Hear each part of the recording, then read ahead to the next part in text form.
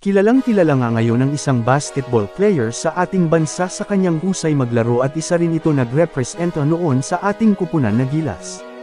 Pero alam nyo ba na ang player na ito ay na-discover lamang sa isang ligang barangay o mas tawagin ay interbarangay? Yan ang ating pag-uusapan ngayon, at kung bago ka lang sa aking channel pwede bang humiling ng isang like at subscribe. Si Kevin Kiambao nga ay pinanganak noong April 22, 2001 sa Bayanan, Muntinlupa. Isa nga itong power forward at may height na 6 foot and 7 inches. Bata pa nga lang itong si Kevin Kiambao ay hinihikayat na itong maglaro ng kanyang tatay at ng kanyang lolo.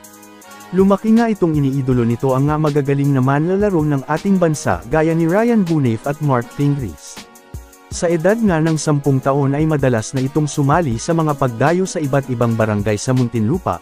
Isa nga rin itong best player sa kanilang barangay sa may Bayanan tuwing magkakaroon ng inter-barangay sa kanilang lugar.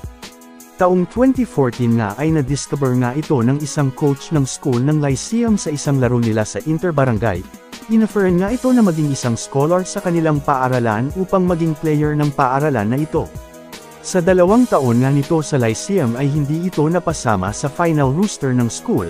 Sa loob nga ng 2 taon ay tinutukan nito ni Kevin Kiambao ang pag-training sa Team B at dito ay pinayuhan nito ni Coach Lamumar na gayahin nito ang pattern ng playing style ni Nikola Jokic, isang big man na rising star noon sa NBA. Year 2016 nga ay sinubukan nito na mag-try out sa NU Bullpups at dito nga ay kinuha si ni Coach Gordon Monteverde. Debut game nga nito sa team ng NU Bullpups ay nag-score agad ito si Kevin ng 13 points, 8 rebound, 2 assist and block upang pangunahan ang kanilang team sa pagkapapanalo.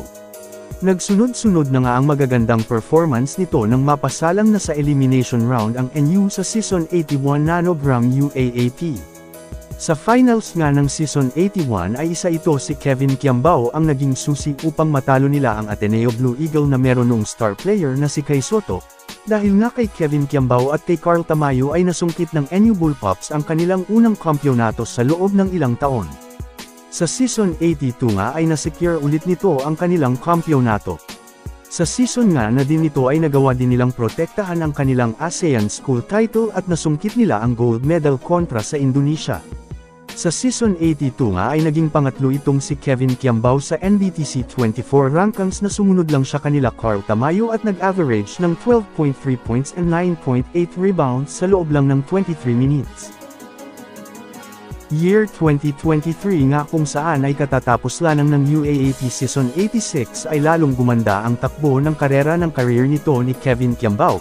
Sa season nga na ito ay dito nakuha ni Kevin ang kanyang kauna-unahang triple-double na may score na 17 points, 11 rebounds, at 14 assists.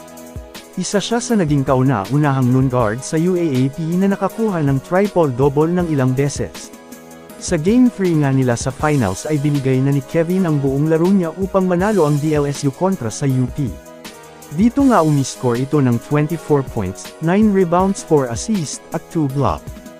Dahil nga dito kay Kevin Kiambao ay napagtagumpayan na ng kupunan nila ang kauna-unahang kampyonato sa UAAP sa loob ng 7 taon.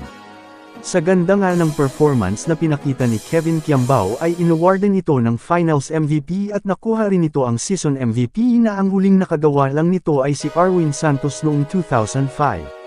Isa nga itong si Kevin Kiambao ang rising star ng ating bansa. Sana nga ay lalo pang gumanda ang takbo ng karera nito upang makilala pa lalo ang ating bansa at magkaroon tayo ng mga big man player na maaring magrepresenta ng ating bansa.